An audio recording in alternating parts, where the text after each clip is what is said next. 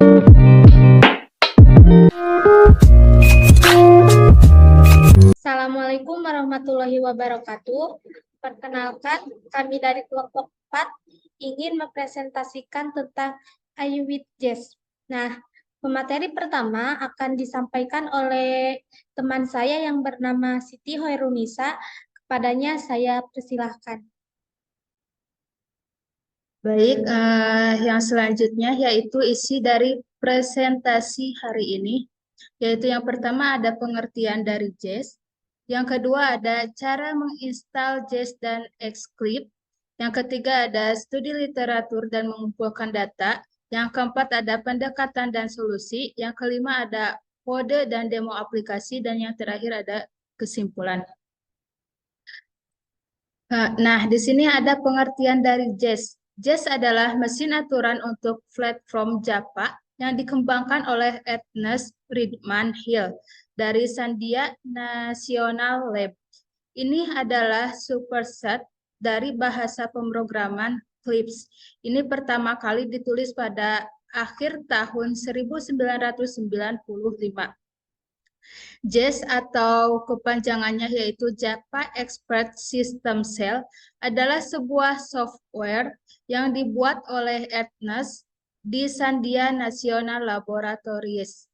JES adalah sebuah software berbasis sel yang dibuat sepenuhnya dengan bahasa program Java dan meniru gaya Eclipse. Adapun versi JES yang dipakai di tutorial ini adalah versi 70b7.zip.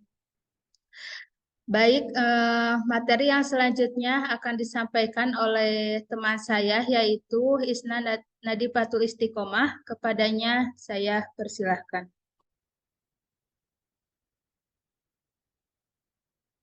Selanjutnya, saya akan menjelaskan tentang bagaimana cara menginstal JES dan Eclipse pada komputer. Nah, sebelum kita menginstal JES dan Eclipse, pertama-tama kita harus menginstal JRE terlebih dahulu. Kalau semisalnya pada komputer kalian belum terinstall JRE.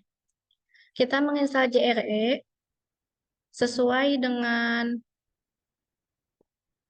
sesuai dengan komputer yang kita miliki. Karena komputer saya 64 bit, maka saya akan menginstal JRE Windows 64 bit.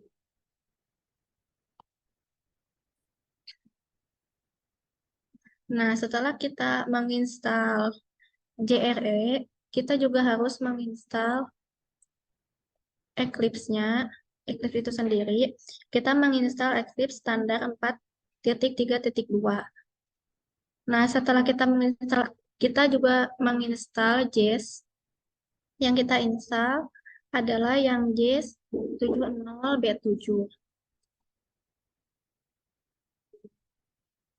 Nah, setelah kita selesai menginstal,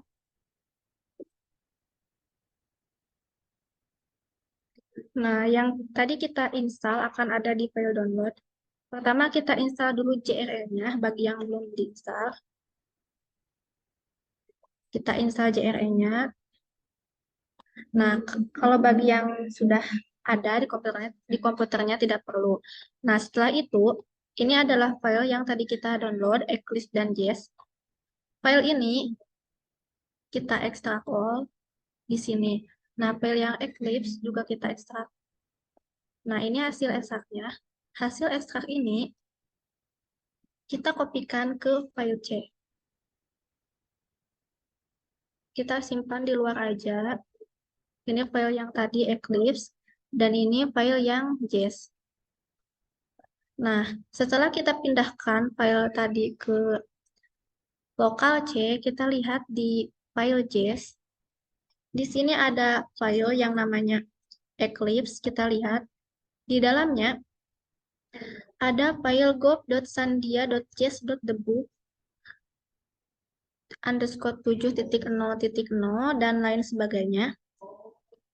File yang ini, yang js.debug, terus yang js.editor, yang red fill yang .js kita kopikan, lalu kita pindahkan ke file Eclipse di plugin. Kita kopikan di sini. Nah, setelah itu, di file ini tadi kita tersisa yang js.future, yang ini kita juga kopikan. Yang .future kita pindahkan ke file yang namanya future di file Eclipse. Nah, kita kopikan di sini. Nah, untuk penginstalan Eclipse dan JS sudah selesai. Kalau misalnya kita pengen lihat apakah Eclipse-nya udah terinstall atau belum, kita bisa lihat di About Eclipse. Di sini akan ada logo JS.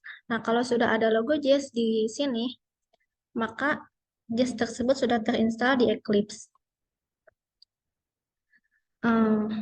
Sekian dari saya. Selanjutnya akan dijelaskan oleh teman saya, Ade Nurul Hasanah.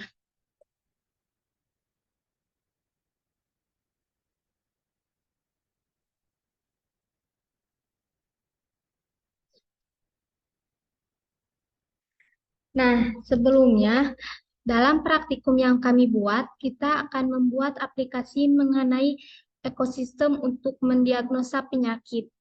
Tahapannya, setelah kita mengenal tools yang sudah dibuat sebelumnya, tahapan selanjutnya adalah studi literatur. Ini kita mempelajari dari referensi yang ada di internet, baik jurnal-jurnal maupun artikel yang ada di internet dan website Halodoc mengenai ekosistem dan tentang penyakit diagnosa. Kita kumpulkan data-data tentang penyakit. Nah, ini adalah salah satu contoh dari basis pengetahuan tentang penyakit. Pengetahuan untuk ekosistem yang akan kita buat ini gejalanya ada demam dan ada batuk. Penyakit ada flu dan sebagainya. Nah, selanjutnya yaitu pendekatan dan solusi, yaitu semantic network. Semantic network ini adalah sebuah teknik inferensi di mana node dikaitkan dengan relasi. Nah, di sini merupakan baik gejala maupun terkena oleh gejala tersebut. Nah, di mana hubungannya itu ada relasi. Nah, contohnya seperti radang pada mata, campak pada radang. Dari radang ke mata ini ada relasi ya. Seperti itu. Mungkin selanjutnya akan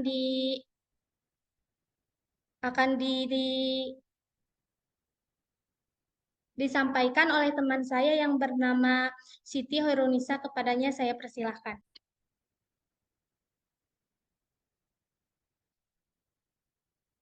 Baik, penjelasan yang selanjutnya yaitu ada interaction adalah operasi penting di expert system ini. Penjelasan lebih jelasnya mungkin semantic network ini lebih mirip dengan interaction. Interaction ini merupakan operasi penting di expert system, di mana di sini terdapat 3 buah lingkaran. Ada 3 buah lingkaran. Yang pertama ada lingkaran radang mata, yang kedua ada lingkaran batuk, dan yang ketiga ada lingkaran ruam kulit. Misalnya di sini ada penyakit radang mata. Ini merupakan radang mata. Gejala dari penyakit radang mata ini merupakan gejala dari penyakit flu dan campak. Dan lingkaran yang kedua yaitu ada lingkaran batuk. Di sini di gejala batuk ini Ada 3 buah gejala, yaitu campak, flu, dan bronkitis. Maka diperlukan kembali indikasi atau input gejala selanjutnya. Nah, seperti di sini ada gejala batuk. Untuk di gejala batuk himpunannya ada 3, seperti yang sudah saya sebutkan tadi. Ada campak, flu, dan bronkitis. Ketika ada gejala ruam kulit, maka di sini penyakit yang terinputnya yaitu campak dan cacar air. Campak dan cacar air. Dengan 3 indikasi tadi, maka sistem dapat mendiagnosa bahwa user atau pengguna mengidap atau memiliki atau mengalami penyakit apa. Nah, di sini ada penjelasan yang lebih detailnya. Jadi untuk yang terinterferensi disimbolkan dengan angka 1, dan yang untuk tidak terinterferensi disimbolkan dengan angka 0. Nah, penjelasan yang selanjutnya akan dijelaskan oleh teman saya yang bernama Isna Nadifatul Istiqomah. Kepadanya saya persilahkan.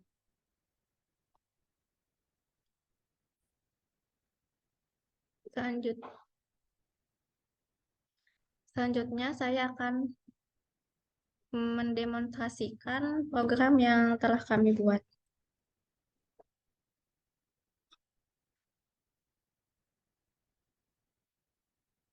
Pertama, saya akan menjelaskan tentang kode program yang kami buat.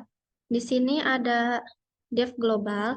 Di dev global, kita mendeklarasikan semua variabel. Yang pertama ada variabel di semua penyakit, terus ada variabel kemungkinan. Di kedua variabel ini terdapat array penyakit-penyakit yang nanti akan menjadi diagnosa. Lalu di sini juga ada variabel loop diagnosa, lalu ada variabel n kemungkinan. Nah, selanjutnya di sini ada sintaks dev rule. Nah, sintaks dev rule ini adalah suatu kode program yang mendefinisikan gejala-gejala yang pasien rasakan. Nah, di sini kan ada sintaks Devro demam tubuh, lalu gejala demam tubuh, lalu ada sintaks list penyakit campak, flu, cacar air. Nah, maksudnya itu, kalau misalnya pasien memiliki gejala demam di tubuh, maka list penyakit yang menjadi kemungkinan adalah antara campak atau flu atau cacar air. Nah, di sini juga ada deful batuk-batuk. Kalau misalnya pasien memiliki gejala batuk-batuk, maka kemungkinan penyakitnya itu bisa flu atau campak. Nah, ini juga sama. Kalau misalnya pasien memiliki gejala radangnya di mata, maka kemungkinan penyakit yang dirasakan adalah campak atau flu. Nah, yang lainnya juga sama seperti itu. Selanjutnya ada sintaks defunction list penyakit. Kalau sintaks yang fungsi list penyakit ini adalah sintaks untuk menyimpulkan diagnosa apa yang dirasakan pasien. Nah, di sini kan ada sintaks kemungkinan penyakit yang Anda miliki berdasarkan semua gejala yang Anda beritahu, lalu ada pemanggilan variabel kemungkinan. Nah, kalau ketika kita memanggil variabel kemungkinan, ini adalah variabel yang akan menjadi diagnosa penyakitnya. Nah, selanjutnya ada defunction show gejala. Kalau fungsi show gejala ini untuk menampilkan gejala apa saja yang menjadi gejala pasien. Lalu ada fungsi show tubuh, ini juga sama, cuma untuk menampilkan tubuh. Terus ada fungsi diffraction diagnosa. Kalau fungsi diagnosa ini adalah berfungsi untuk menanyakan gejala apa saja yang dirasakan oleh pasien.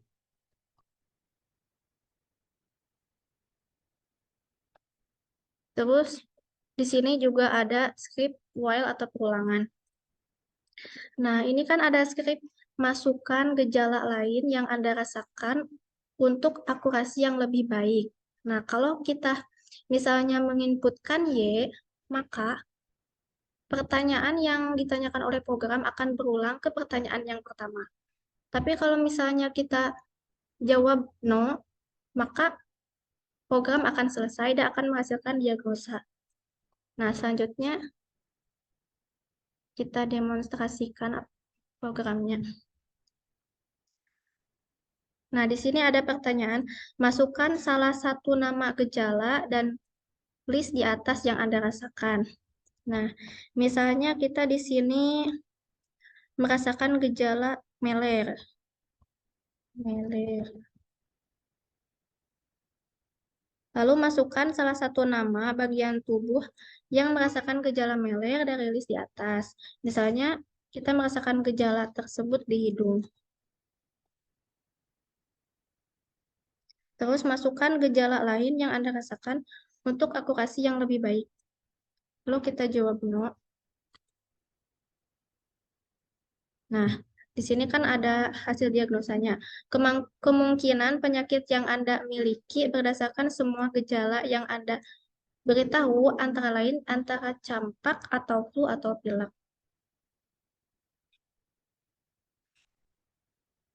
Kita coba lagi. Kita coba lagi sekali lagi. Misalnya kita merasakan sesak.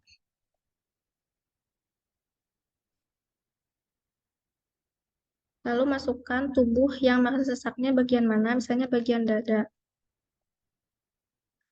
Nah, kalau misalnya kita masukkan gejala lain yang Anda rasakan untuk akurasi yang lebih baik. Kalau misalnya kita jawab ya, maka akan balik lagi ke pertanyaan pertama.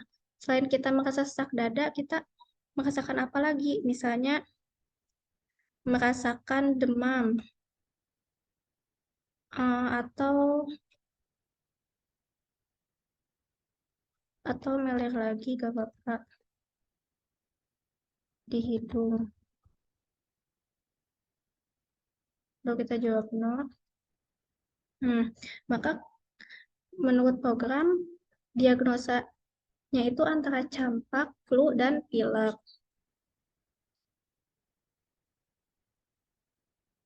Sekian yang saya sampaikan.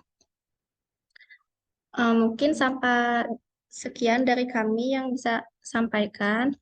Mohon maaf apabila ada kesalahan. Wassalamualaikum warahmatullahi wabarakatuh.